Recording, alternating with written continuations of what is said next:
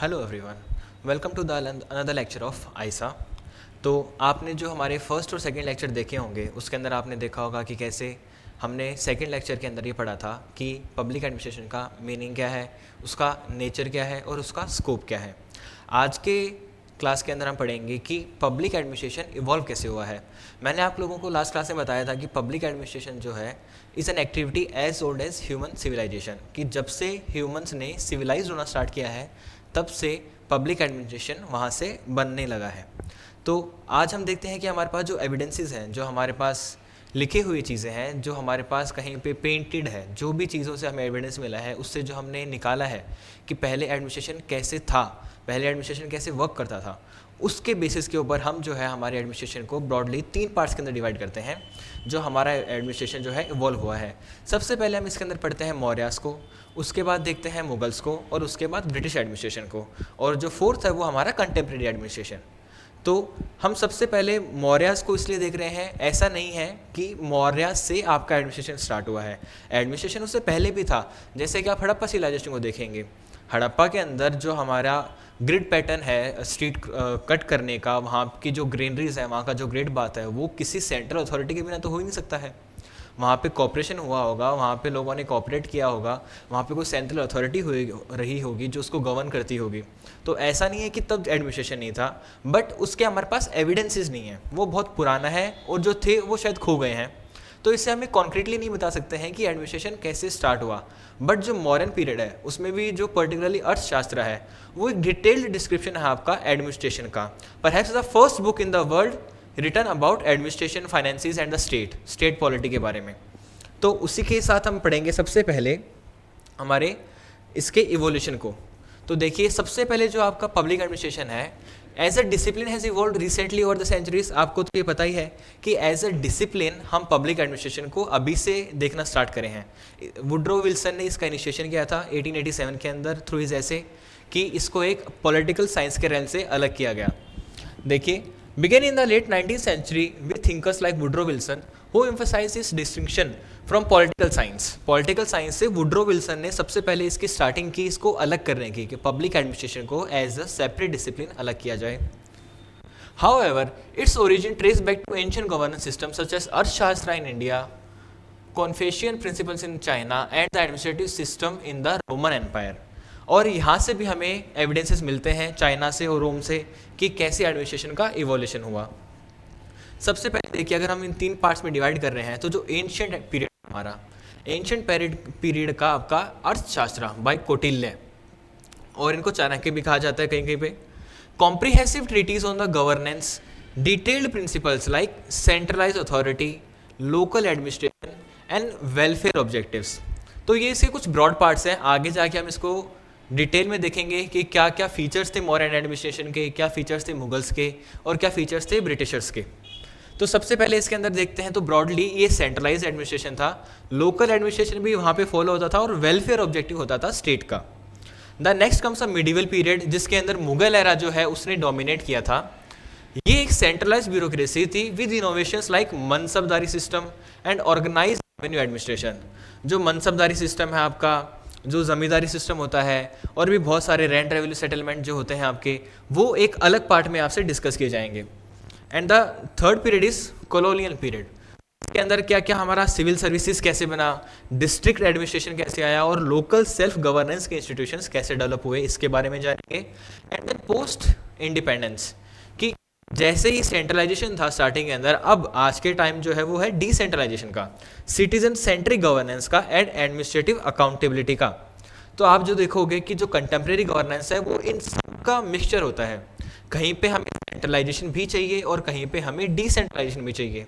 हम अपनी नीड्स के अनुसार इसको एडजस्ट करते हैं। देखिए, it is a mix of traditional governance models and contemporary practices like e governance, public private partnerships and participatory policy making. और ये जो है आपके कुछ नए फीचर्स इसके नए एडमिनिस्ट्रेशन के अंदर।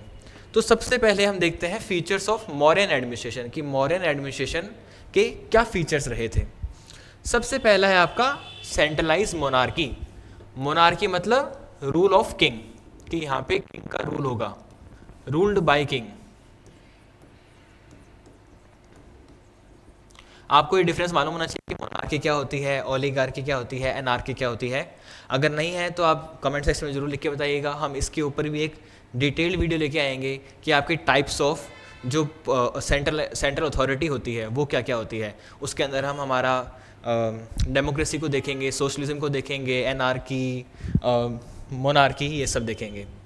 तो जो मॉडर्न सिस्टम था उसके अंदर सेंट्रलाइज मोनार्की थी।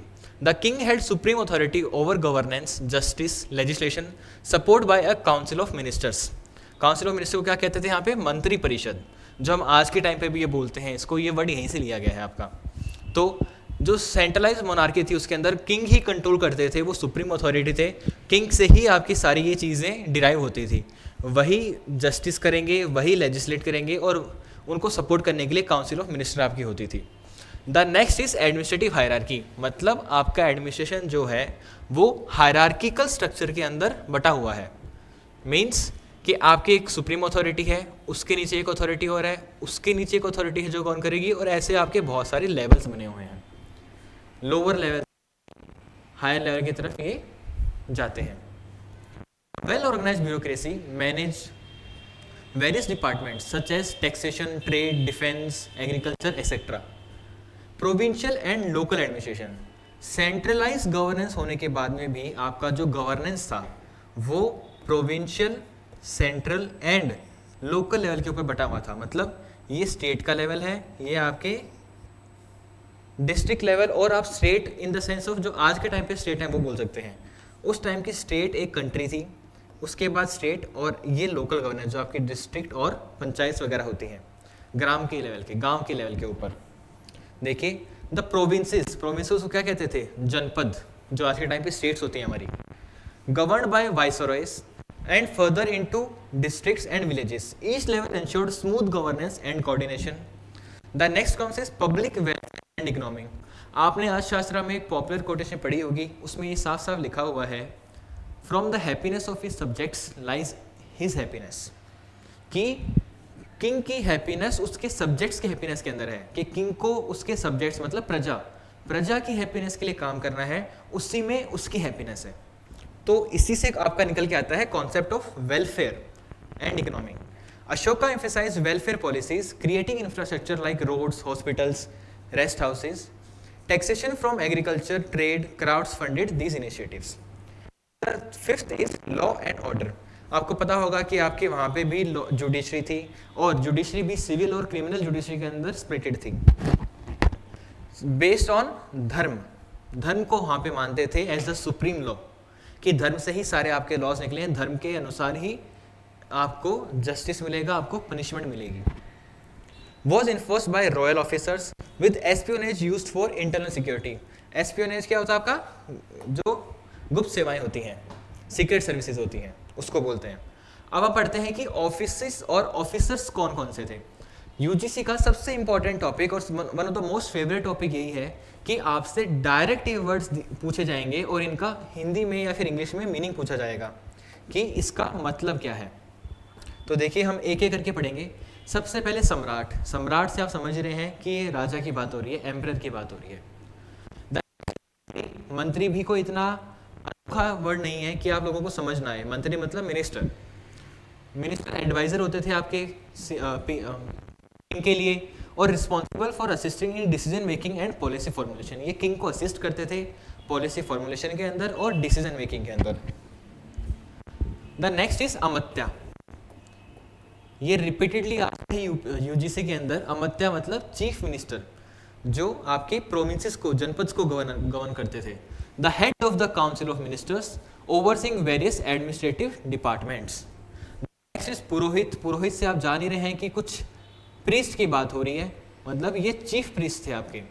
आप देखते हैं कि हर एक आपने मूवीज देखी होंगी, जो द अकबर या फिर बहुत सारी हिस्टोरिक मूवीज, जिसके अंदर एक राजघराने के पुरोहित होते थे, कि उनका राजघराने का पंडित है, वो रॉयल प्रीस्ट होते हैं। तो ये हैं आपके पुरोहित, responsible for rituals, spiritual guidance and acting as an advisor on ethical matters. फिर आते हैं आपके सेनापति, मतलब कमांडर इन चीफ। अब हम प्रोविंसेस के ऊपर जाते हैं, तो प्रोविंसेस के अंदर सबसे पहले आपके आते हैं कुमार। कुमार मतलब इन सम्राट के ही वो बेटे होंगे, फिर इन्हीं की फैमिली से रिलेटेड होंगे। वाइसरॉय गवर्नर होते थे ये प्रोविंसेस के। रिप्रेजेंटिंग एम्परर, ये जो आपकी नीचे वाली प्रोविंसेस के लेवल है उसके अंदर एम्परर को रिप्रेजेंट करते थे। जैसे कि सेंट्रल गवर्नमेंट को रिप्रेजेंट करते हैं हमारे governor at the level of state, वैसे ही यहाँ पे ये कुमार करते थे। फिर आते हैं आपके महामंत्रास, ये होते हैं senior officials in provinces responsible for implementing policies, law enforcement and welfare programmes, ये आपके ऑफिसर्स होते थे। द नेक्स्ट कम्स राजुकास, राजुका मतलब राजा नहीं समझना है इसका, ये डिस्ट्रिक्ट लेवल ऑफिसर्स हैं, task with revenue collection, maintaining law and order and judicial duties. तो ये आपको याद कर लेना है, अगर आपको राजुकास लिखा हुआ दिख जाए इसका मतलब आप ये नहीं समझेंगे कि राजा की या फिर किसी अपर लेवल बॉडी की बात हो रही है। The next comes revenue and finance. Revenue and finance को कैसे डिवाइड किया हुआ था, उसमें सबसे पहले आते हैं आपके समहर्ता। समहर्ता होते हैं आपके चीफ रेवेन्यू ऑफिसर, ये चीफ ऑफिसर है रेवेन्यू डिपार्टमेंट के, responsible for accessing and collecting taxes from the empire.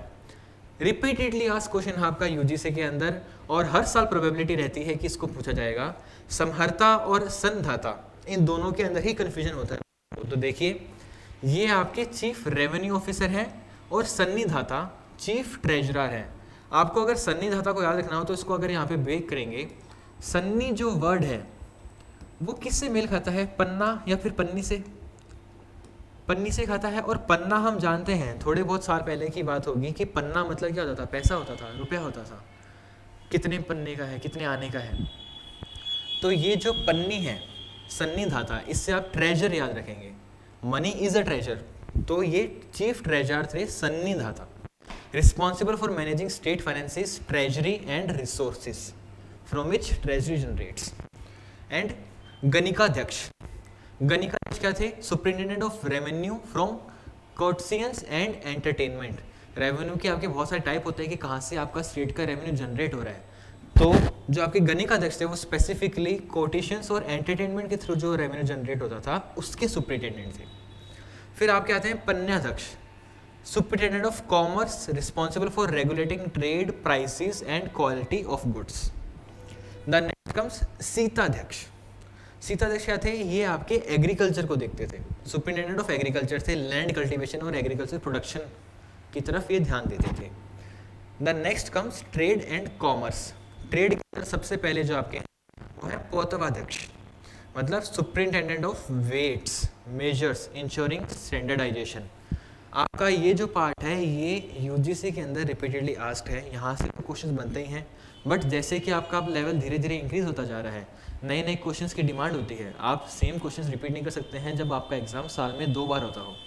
तो जब आपको नए क्वेश्चन चाहिए तो आप यहीं से ढूंढेंगे, आप ये सब तो पढ़ लेंगे बट अब जो नेक्स्ट आएंगे बहुत सारे आप ये नहीं पढ़ेंगे कहीं पे, तो इनकी मैं आपसे रिक्वेस्ट करता हूँ कि इनको अलग से आप लिख के रखें, इनको अच्छे से याद करें। सबसे है अध्यक्ष, ये हैं superintendent of weights and measures, ensuring standardisation.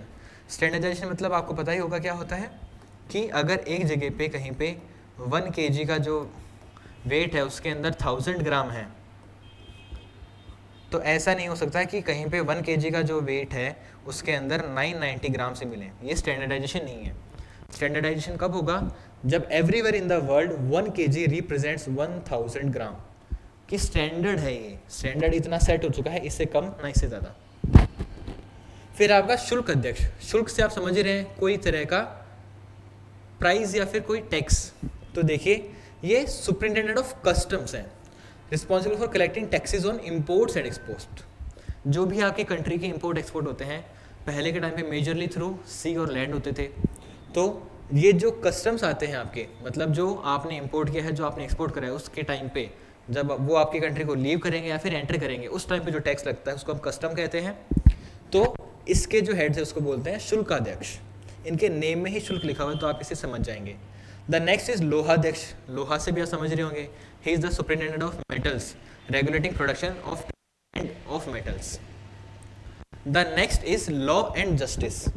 Law and justice के अंदर सबसे पहले आपके आते हैं धर्मसथा, ये होते हैं जज in charge of civil cases, and जो कंत का शोधना होते हैं वो होते हैं आपके officials dealing with criminal cases. तो सिविल केसेस के अलग हैं आपके और क्रिमिनल केसेस के अलग हैं। इनको आपको अलग से याद करना है, अच्छे से याद करना है। फिर हम नेक्स्ट देखते हैं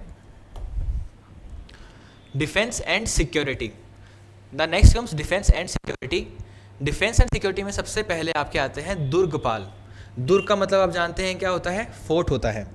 तो फोर्ट की जो रक्षा करेंगे दुर्गपाल, उनको बोलेंगे हम। दुर्गपाल होते हैं superintendent of forts, responsible for the maintenance and security of forts. ये भी आपसे यूजीसी में पूछा गया है, पीवाईक्यू है। अध्यक्ष ये होते हैं बल, बाल से देखिए बल, बल मतलब सेना, सेना में बल होता है। तो इससे आप समझेंगे कि सुपरिटेंडेंट ऑफ आर्मी, ये आर्मी के सुपरिटेंडेंट हैं। फिर आपके आते हैं अयोध्याध्यक्ष, ये होते हैं सुपरिटेंडेंट ऑफ आर्मरी। आर्मरी मतलब जो आपके वेपन्स हैं, जो आपके ये तोप होती थी, कैनन्स होते थे, जो आर्टिलरी है आपकी, उसके अध्यक्ष। The next comes Nykaa. Nykaa से आप समझ रहे हैं commanders of different units in the military. फिर जब आपका अलग डिपार्टमेंट है पब्लिक वेलफेयर का, उसके अंदर जो ऑफिसर्स हैं, सबसे पहले धर्म महामंत्रास। ये कब स्टार्ट हुआ था, ये स्टार्ट हुआ था आपका अशोका के पीरियड में।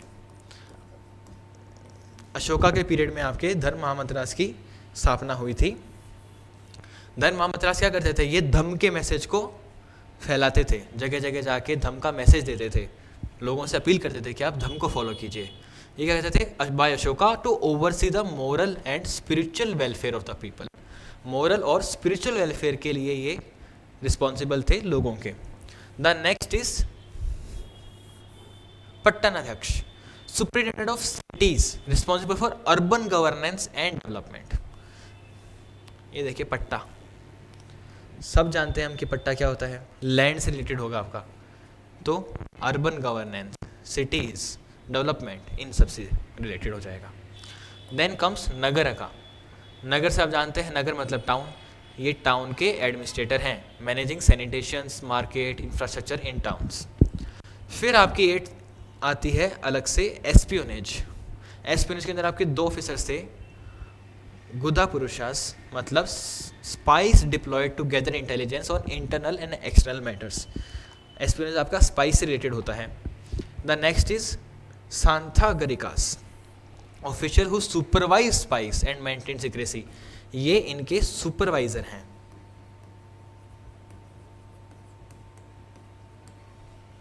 ये इनके सुपरवाइजर हैं।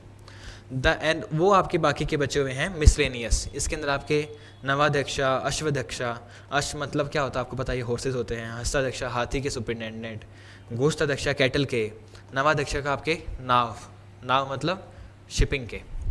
ये आप इनके वर्ड से समझ जाएंगे, जो वर्ड से समझना है वो मैंने आपको बता दिए हैं।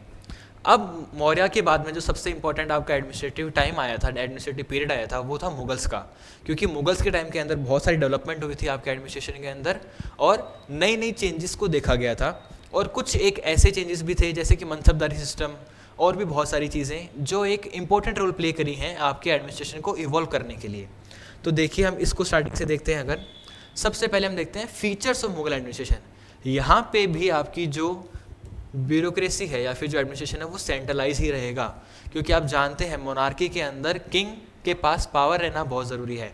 तो किंग कोई भी ऐसा मौका नहीं देंगे किसी को भी कि उनके हाथ से पावर जाए। तो डिसेंट्रलाइज ब्यूरोक्रेसी आपकी तब तक नहीं होगी जब तक कि डेमोक्रेसी ना हो। सेकंड आपका आता है प्रोविंशियल एडमिनिस्ट्रेशन। यहाँ भी प्रोविंशियल्स के अंदर डिवाइडेड था। हम आगे जाके पढ़ेंगे सुबाज और ये सारों की हायरार्की, क्योंकि ये भी हायरार्की जो है आपसे पूछी गई है एग्जाम के अंदर और रिपीटेडली पूछी गई है कि सूबा सरकार के अंदर कौन सा पहले आता है, कौन सा बाद में आता है, कौन सा विलेज लेवल के ऊपर है, कौन सा डिस्ट्रिक्ट लेवल के ऊपर है, कौन सा स्टेट लेवल के ऊपर है और कौन सा पूरे किंगडम के लेवल के ऊपर है। The next comes military structure. इसके अंदर आपका जो मिलिट्री स्ट्रक्चर बहुत ज़्यादा ऑर्गेनाइज हो गया था। एडमिनिस्ट्रेशन जो था मिलिट्री का अब वहाँ से इवॉल्व होके एक इतना ऑर्गेनाइज हो चुका है, सेंट्रलाइज और डिसेंट्रलाइज दोनों है। क्योंकि हम देखेंगे मनसबदारी सिस्टम के अंदर भी आपके ऑफिसर्स को मिलिट्री प्रोवाइड की जाती थी, उनको ऑफिसर्स दिए जाते थे अकॉर्डिंग टू देयर मनसब और रैंक। फिर आते हैं जुडिशियल सिस्टम के ऊपर। जुडिशियल सिस्टम भी यहाँ पे डिवाइडेड था with the emperor holding the final legal authority. Emperor के पास ही आपकी फाइनल अथॉरिटी थी कि जुडिशियल जो आपकी रूलिंग है उसको भी ये पलट सके। The next is imperial court. The emperor court was the centre of decision making and coordination among the official. Imperial मतलब जो किंग्स कोर्ट होते हैं। फिर next comes revenue administration. The state collected taxes from land, trade and industry overseen by appointed officials. जो आपकी state थी वही करती थी, ऑफिशियल्स को अपॉइंट किया जाता था। सबसे पहले तो जो आपके थे वो जमींदार ही थे। अब हम देखते हैं ऑफिसर्स कौन कौन से थे मुगल एडमिनिस्ट्रेशन के अंदर। सबसे पहले आते हैं आपके एम्परर, शहनशाह बोलते थे, और भी बहुत सारे नामों से बोला गया है। मुगल्स ने तो अपने लिए अलग अलग नाम बहुत सारे बनाए हैं, हम सबको याद नहीं रख सकते हैं। एक शहनशाह कॉमन है आपका, महाराजा धीराज, और ये सारे नाम वो रखते थे। The supreme ruler with absolute authority over the all the aspects of the empire including military, judicial and administrative matters. Mauryan period के अंदर आपका वेलफेयर इकोनॉमी था, यहाँ पे देखोगे आप वो कॉन्सेप्ट मिसिंग है। मुगल एडमिनिस्ट्रेशन वेलफेयर सेंटर नहीं था, इसीलिए किंग के अंदर देखो सारी पावर लाई कर रही है, भले वो मिलिट्री हो, जुडिशियल हो या फिर एडमिनिस्ट्रेटिव हो। किंग के बाद में जो आते थे आपके वजीर थे। वजीर आज के टाइम के आपके प्राइम मिनिस्टर हैं एक तरह से, कि उस टाइम पे बस फ़र्क इतना है कि एम्परर के पास रियल पावर लाई करती थी, आज के टाइम पे वजीर के पास करती है, प्राइम मिनिस्टर के पास लाई करती है। एम्परर मतलब आपकी प्रेसिडेंट, कि वो नॉमिनल हेड है। वजीर क्या होते थे? The chief minister responsible for overall administration advising the emperor on the important matters of the governance. फिर आते हैं आपके सूबादार, ये सूबा से बना है। सूबा हम देखेंगे आगे जाके क्या है। सूबा के जो हेड होंगे वो होंगे subahdar. The governor of the province, province होती है आपकी सूबा, responsible for maintaining law and order, revenue collection, military defence with the jurisdiction. ये हम देख रहे हैं कि कैसे हायरार्की का स्ट्रक्चर चल रहा है, कि किंग सबसे ऊपर है, वो पूरे किंगडम का ये सारा चीज़ें मेंटेन करेंगे, भले ही वो जुडिशरी हो, एडमिनिस्ट्रेशन हो या फिर मिलिट्री हो। जैसे ही हम प्रोविंसेस के लेवल के ऊपर आते हैं, गवर्नर मेंटेन करेगा अपने अपने स्टेट के अंदर अपनी मिलिट्री, अपने जुडिशल सिस्टम को और अपने एडमिनिस्ट्रेशन को। जब हम विलेज के लेवल के ऊपर जाएंगे तो वो विलेज के हेड मेंटेन करेंगे अपने विलेज के लेवल पे के ऊपर जो उनकी मिलिट्री स्ट्रेंथ है, जो उनका एडमिनिस्ट्रेशन है या फिर उनका टैक्स कलेक्शन है। नेक्स्ट इज दीवान।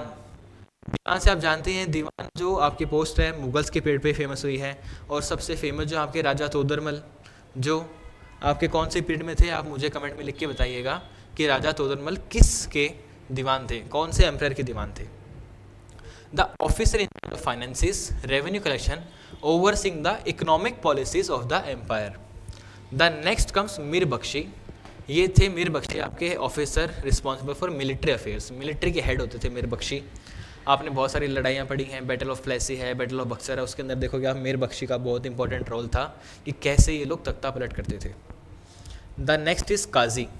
काजी आप अभी भी जानते हैं, ये तो अभी भी प्रेवलेंट है कि जो मुस्लिम्स या फिर मुगल्स के लिए जुडिशल ऑफिसर्स होते हैं, जो उनको जुडिशल अनाउंसमेंट देते हैं, फैसला सुनाते हैं, वो बड़े ऑफिसर्स।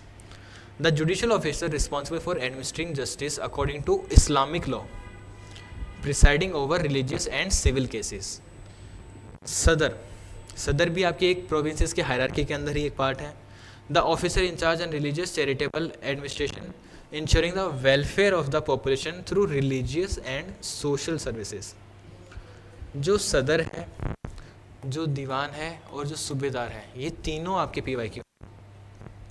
सदर जो आपके हैं वो हैं रिलीजियस और सोशल सर्विसेज के वेलफेयर को इंश्योर करते थे, वो वाले ऑफिसर्स। कोतवाल, कोतवाल तो आज के टाइम पे भी फेमस है, मतलब police chief, responsible for maintaining law and order in the cities particularly urban areas. इसलिए हम यहाँ पे कोतवाल बोलते हैं और बाद में जाके वो थानेदार हो जाता है जब गांव में पहुँचते हैं तो। द नेक्स्ट इज जमींदार। जमींदार आप जानते हैं, local land owner, responsible for collecting taxes from the peasants, passing it to the state, often working under the supervision of subedar. ये देखिए आपकी जो हायरार्की है, सबसे ऊपर है आपके सूबा, उसके बाद है आपके सरकार, फिर आते हैं प्रगना और उसके बाद में आते हैं ग्राम। ग्राम तो आप लोग देख लेते हैं कि सबसे लास्ट में आएगा तो आप सबसे लास्ट में टिक कर देंगे, बट इसी के अंदर कन्फ्यूजन होती है, सबसे ज़्यादा सरकार में होती है।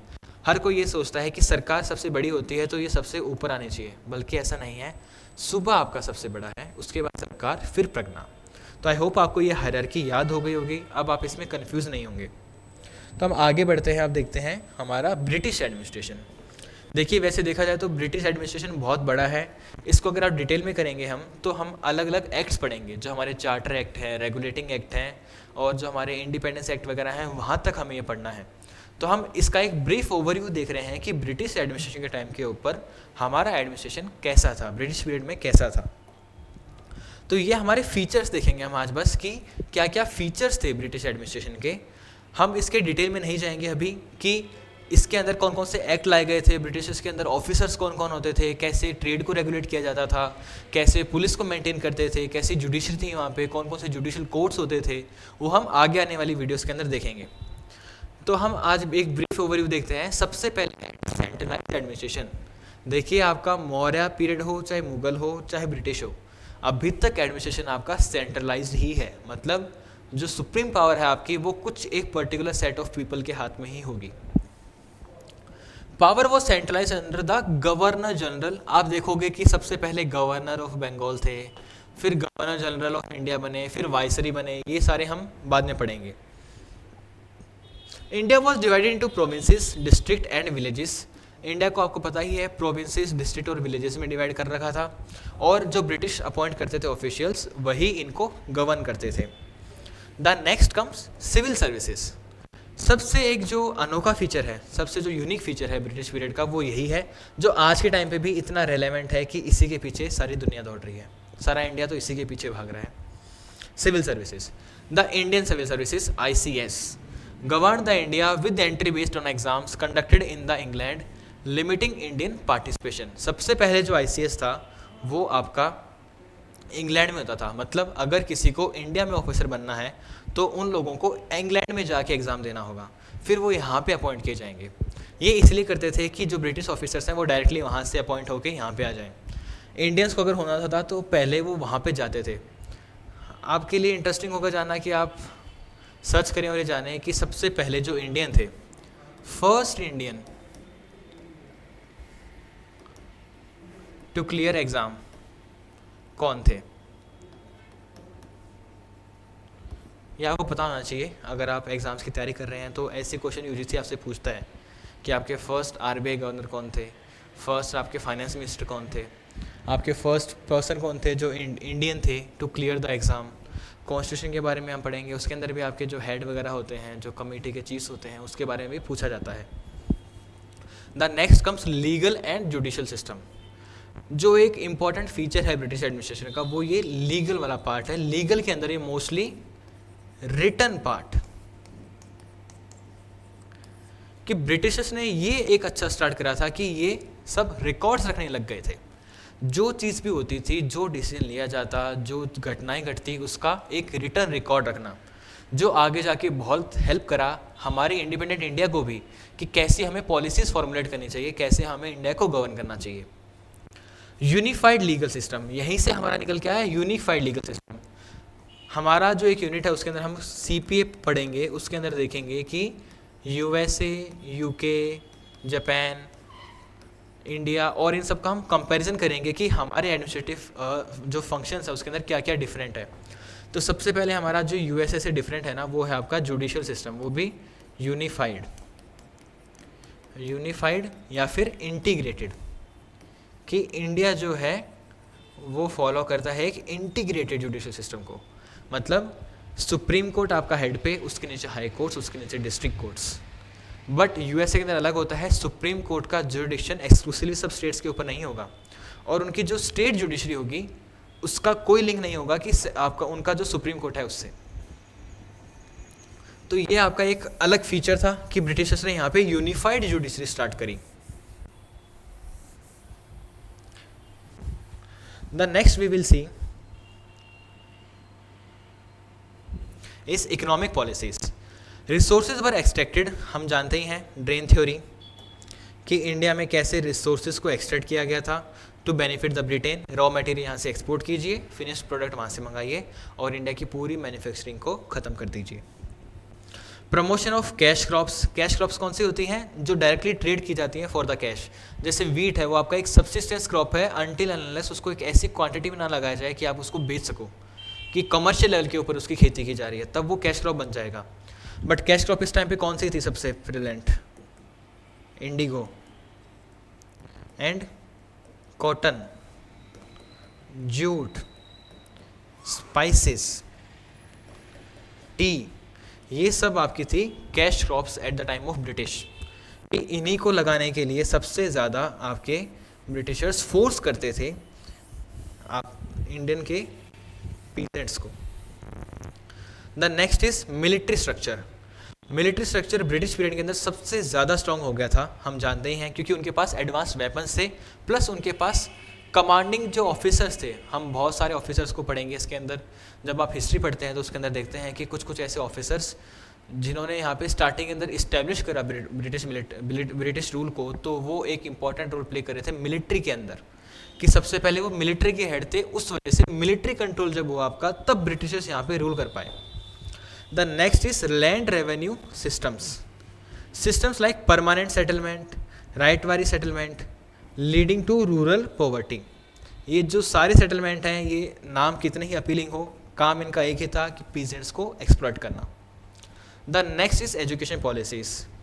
ब्रिटिश टाइम पे एजुकेशन सिस्टम हमारा डेवलप हुआ है, but it is not because of the British period. यहाँ पे हम देखेंगे कि कैसे हमारे रामकृष्ण मिशन आए, एंग्लो इंडियन सोसाइटीज़ बनी, एंग्लिसिस्ट वर्सेस आपके जो डिबेट चली थी वो। तो एजुकेशन पॉलिसीज़ के अंदर western education aim to create subservient workforce, English side traditional education creating an educated middle class that later demanded independence. कि जब आपकी इंग्लिश एजुकेशन डेवलप हुई, जब लोगों ने अपने राइट्स के बारे में जाना, जब लोगों ने पढ़ा कि आपका फैक्चुअल क्या है और एक्चुअल क्या हो रहा है, आपकी रियलिटी वर्सेस बुक्स, इसके अंदर जो लोगों ने पढ़ा, तब उनको पता चला कि हमें कैसे एक्सप्लॉइट किया जा रहा है, और उन्हीं एजुकेटेड मिडिल क्लास ने आपकी ये डिमांड करना स्टार्ट किया कि हमें इंडिपेंडेंस दी जाए। एजुकेटेड मासेस का बहुत बड़ा रोल है आपकी इंडिपेंडेंस स्ट्रगल के अंदर। Then next, divide and rule policy. ये हम सब जानते हैं, ये डिविजन्स इनको इंक्रीज करते थे कम्युनिटीज़ के बीच में, किसी एक कम्युनिटी को फेवर करके दूसरे को उसके खिलाफ भड़काना, divide and rule. Limited political participation. हम देखेंगे कि 1935 तक भी आते आते ब्रिटिशर्स ने हमें पार्टिसिपेशन इतना नहीं दिया था, कि भले ही 1935 के एक्ट में उन्होंने हमारी मेजॉरिटी कर दी थी, but still the ultimate control remains with the viceroy, कि जो आपके गवर्नर जनरल हैं वो फिर भी वीटो कर सकते हैं अगर आपने डिसीजन मेजॉरिटी से लिया है पार्लियामेंट के अंदर या फिर लेजिस्लेचर के अंदर। तो इन्होंने पॉलिटिकल पार्टिसिपेशन लिमिटेड रखी थी। At the time of independence even 10% of the people in the 1935 were allowed to vote. The acts like Indian Council Acts allow token representation, denying self-rule. The next is public welfare and infrastructure. Railway, roads and ports were built mainly to serve British commercial and military purposes. कि infrastructure build तो हुआ है, but वो सिर्फ और सिर्फ उन्हीं के बेनिफिट के लिए हुआ है। रेलवे बनाएंगे ताकि अपनी कॉटन सप्लाई कर सकें, रोड्स बनाएंगे ताकि अपनी मिलिट्री को जल्दी जल्दी कहीं पे कॉन्फ्लिक्टेड एरिया के अंदर पहुंचा सकें, अपने ट्रेड को और फास्ट मूव करा सकें, and ports to get exports of raw materials का एक्सपोर्ट करना, एंड इंपोर्ट्स किस चीज़ का होगा आपका, फिनिश प्रोडक्ट्स का।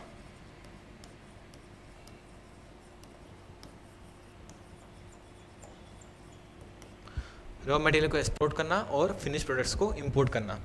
The next comes social reforms. Social reform British period का एक इम्पॉर्टेंट पार्ट है, जैसे कि आपका अबॉलिशन ऑफ सती। भले ही ये स्टार्ट किसी ने करा हो, बट जो ऑफिशियल एक्ट था वो आपका ब्रिटिशर्स ने ही पास करा था। आप देखोगे विडो रीमैरिज एक्ट आया था आपका, ये भी आपके ब्रिटिशर्स ने ही ऑर्गेनाइज करे थे। इनके पीछे की भी एक अलग हिस्ट्री है, इन सब के पीछे की अपनी अलग स्टोरी है, कि एक टॉपिक के अगर ऊपर बात करने जाएं तो एक वीडियो अलग से इसके ऊपर 1 आवर की बन सकती है, इतनी हिस्ट्री है इन सब के पीछे। तो हम कभी अगर हमें टाइम होगा, हम जब कुछ अलग पढ़ना चाहेंगे, माइंड रिफ्रेश करने के लिए पढ़ना चाहेंगे, तब हम इन सबको डिस्कस करेंगे। The next is impact of revolts and movements. और साथ साथ ब्रिटिश एडमिनिस्ट्रेशन जो चेंज हुआ है आपका, उसमें रिवोल्ट्स का और मूवमेंट्स का भी बहुत बड़ा रोल है। पहाड़ी मूवमेंट्स, आदिवासीज़ की मूवमेंट जो थी, रिवोल्ट ऑफ 1857 थी, जो हमारी इंडियन नेवीज़ की रिवोल्ट हुई थी, और भी बहुत सारी ऐसी जो इंडियन नेशनल आर्मी बनाई थी सुभाष चंद्र बोस जी ने। इन सब रिवोल्ट्स का भी ब्रिटिश एडमिनिस्ट्रेशन के ऊपर एक इफेक्ट आया कि जब आपके 1857 की जैसे रिवोल्ट हुई थी उसके बाद में जो एडमिनिस्ट्रेशन था वो और ज़्यादा कंट्रोल कर लिया गया, इंडियंस से इंपॉर्टेंट पोजीशंस छीन ली गई कि और या फिर अब जो अपॉइंट करेंगे उनको इंडियंस को इंपॉर्टेंट पोजीशंस के ऊपर अपॉइंट नहीं करेंगे कि ये हमारे खिलाफ स्ट्रेटेजिक डिसीजंस ना ले पाएँ। इंडियंस को अनएजुकेटेड रखना, उनको ज़्यादा स्कोप ना देना पढ़ने का ताकि उनका ब्रेन ज़्यादा डेवलप ना हो, ताकि वो हमसे इंडिपेंडेंस डिमांड ना करें। ये सारे स्ट्रक्चर जो हैं धीरे धीरे आपके रिवॉल्ट्स होती गई, जो जो चेंजेस आते गए उसके अंदर आगे बढ़ते गए। तो आज हमने इतना देखा है कि कैसे हमारा जो एडमिनिस्ट्रेशन है इंडिया के अंदर इवॉल्व हुआ, क्या क्या फीचर्स थे मॉडर्न पीरियड के, मुगल्स पीरियड के, ब्रिटिश पीरियड के।